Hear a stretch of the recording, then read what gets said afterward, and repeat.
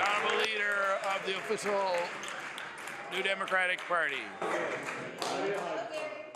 According to a news report published yesterday, which I'll table, the monitoring and reporting of bedsores mandated by the government in June in response to deaths in long-term care has been a short-lived program. The government is no longer requiring the mandatory reporting of stage 1 and stage 2 bedsores. Can the Premier explain why this reporting requirement was discontinued at just the time when we're needing more, not less, information about long-term care in order to address the crisis there?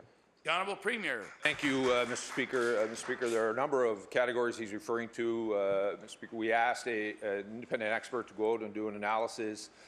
They were into homes working with their partners, our partners, to be able to ensure that we have the appropriate recording of bed sores in the region, Mr. Speaker, in the province. They put out protocols on how we should report those. She is also part of our panel that is out looking at long-term care, which will be reporting back in the end of November, and I look forward to hearing the recommendations that they bring forward. The Honourable Leader of the New Democratic Party. This same news report on nursing home bedsores speaks about, and I'll quote, it speaks about efforts to obtain information on the number of bedsores being, quote, hampered by secrecy. It speaks also about having to file Freedom of Information requests in order to receive information about nursing homes that in the majority of the rest of the country, information that is available, in fact, online. So I want to ask the Premier to explain what possible purpose is being served by secrecy about nursing homes. The Honourable Premier. Mr. Speaker, again, I want to thank the Honourable for the questions. You know, Mr. Speaker, we had an expert go out to work with our partners to deal with this very challenging issue. We'll continue to work with them, the guidelines associated around how do we deal and report relationship when it comes to bed sores. I'm also looking at, as he would know, the committee that is out there looking at long-term care will bring back recommendations, Mr. Speaker. We asked them to come back by November 30th. That allows us to take those recommendations, review them, and put them in the budget process. We continue to make investments in ensuring that we can deal and allow that we're providing people with the appropriate care. Make sure that we continue to invest not only in long-term care, as we've done in Kilbrittain Island with an extra 50 beds, but continue to invest in home care. Many Nova Scotians are telling us they want to continue to live at home as long as possible, and we'll continue to strike that balance. The Honourable Leader of the New Democratic Party.